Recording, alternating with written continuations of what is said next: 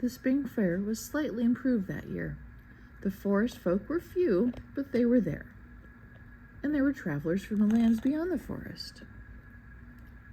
I saw the little hairy men of the forest cave buying and bargaining for pieces of glass and lumps of crystal and a quartz rock. They paid for the glass with silver coins, the spoils of my stepdaughter's depredations, I had no doubt. When it got about that they were buying, townsfolk rushed back to their homes and came back with their lucky crystals, and in a few cases with whole sheets of glass. I thought briefly about having the little men killed, but I did not. As long as the heart hung silent and immobile and cold from the beam of my chamber, I was safe, and so were the folk of the forest, and then eventually the folk of the town. My 25th year came when my stepdaughter had eaten the poison fruit 2 winters back, when the prince came to my palace.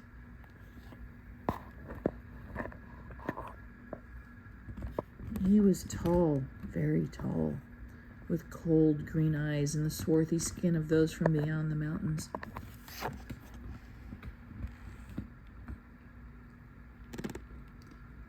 He rode with a small retinue, large enough to defend him, small enough that another monarch, myself, for instance, would not view him as a potential threat.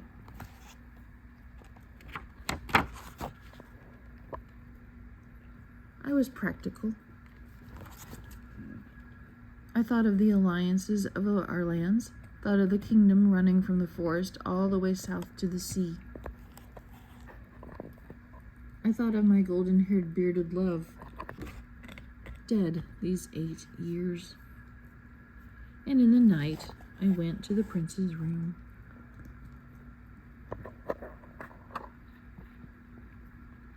I am no innocent, although my late husband was once my king, who is truly my first love, no matter what they say.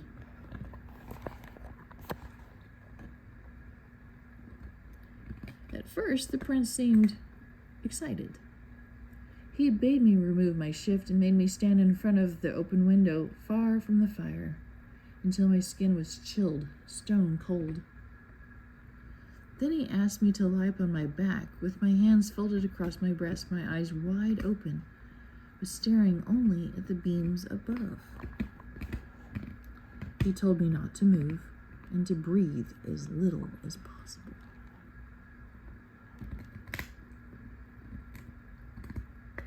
He implored me to say nothing. He spread my legs apart. It was then that he entered me.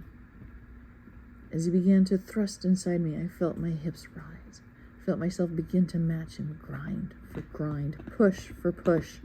I moaned. I could not help myself.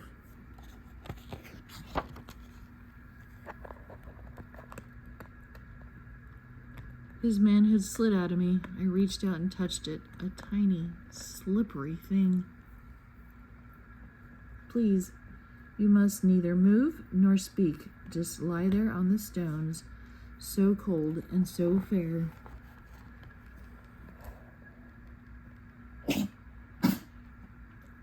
I tried, but he lost whatever force it was that made him virile.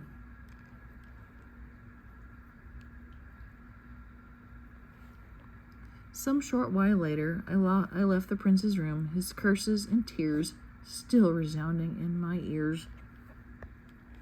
He left early the next morning with all of his men, and they rode off into the forest. I imagine his loins now, as he rode, a knot of frustration at the base of his manhood. I imagine his pale lips pressed so tightly together. Then, I imagine the troop riding through the forest, finally coming upon the glass and crystal cairn of my stepdaughter, so pale, so cold.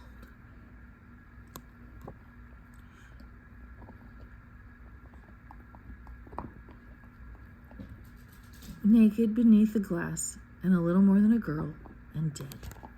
In my fancy, I can almost feel the sudden hardness of his manhood inside his breeches, envision the lust that took him then. The prayers he muttered beneath his breast in thanks for the good fortune.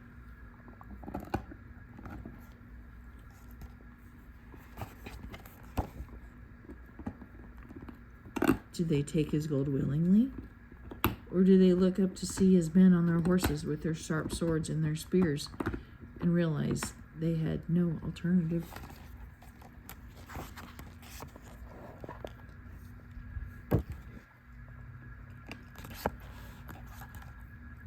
I did not know. I was not there.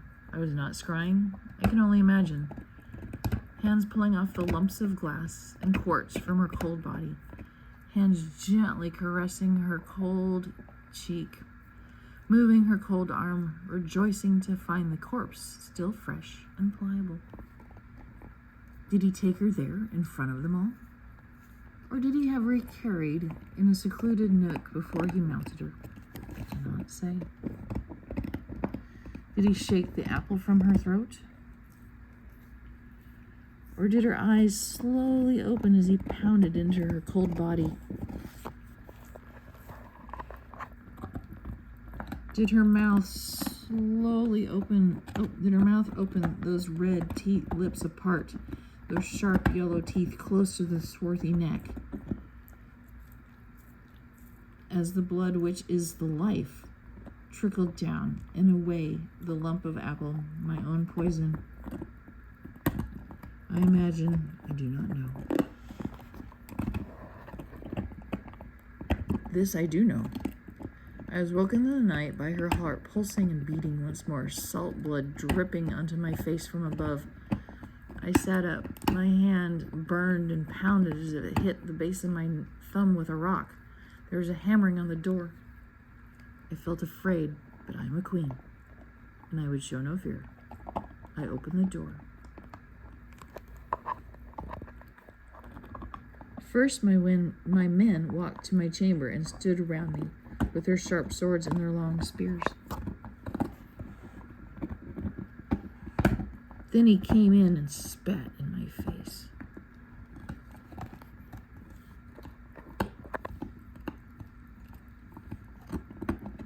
Finally, she walked into my chamber, as she had once when I was first a queen, and she was just a child. She had changed. She had not changed. Not really. She pulled down the twine of her on which her heart was hanging. She pulled off the dried rowan berries one by one, pulled off the garlic bulb, now a dried thing, after all these years, that she took on her own, her pumping heart. A small thing, no larger than that of a nanny goat or she-bear, as it brimmed and pumped its blood in her hand. Her fingernails must have been sharp as glass. She opened her breast with them, running them down the purple scar. Her chest gaped suddenly open and bloodless.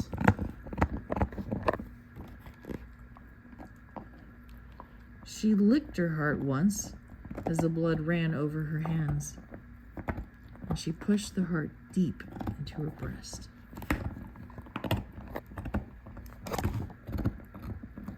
I saw her do it. I saw her close the flesh of her breast once more. Her prince looked briefly concerned, but he put his arms around her nonetheless, and they stood side by side, and they waited. And she stayed cold, and the bloom of death remained on her lips, and his lust was not diminished in any way. They told me they would marry, and the kingdoms would be joined.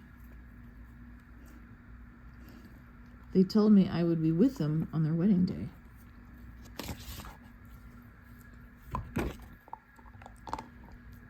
It is starting to get hot in here. They have told the people bad things about me, a little truth to add savor to the dish, but mixed with many lies. They stripped the rags from me and washed the filth from me, and they shaved my head and my loins, and they rubbed my skin with goose grease. The snow was falling as they carried me, 2 men on each hand, 2 men at each leg, utterly exposed and spread-eagled and cold through the midwinter crowd, and brought me to this kiln.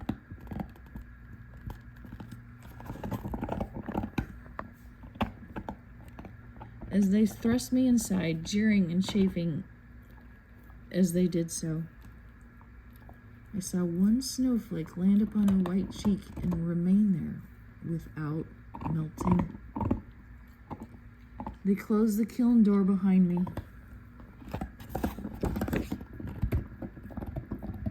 Outside, they were singing and cheering and banging on the sides of the kiln.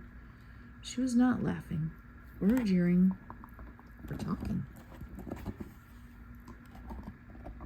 She looked at me, though, and for a moment I saw myself reflected in her eyes. I will not scream. I will not give them the satisfaction. They will have my body, but my soul and my story are my own and will die with me. The goose grease begins to melt and glisten upon my skin. I shall make no sound at all. I shall think no more on this. I shall think instead of the snowflake on her cheek. I think of her hair as black as coal, her lips redder than blood, her skin snow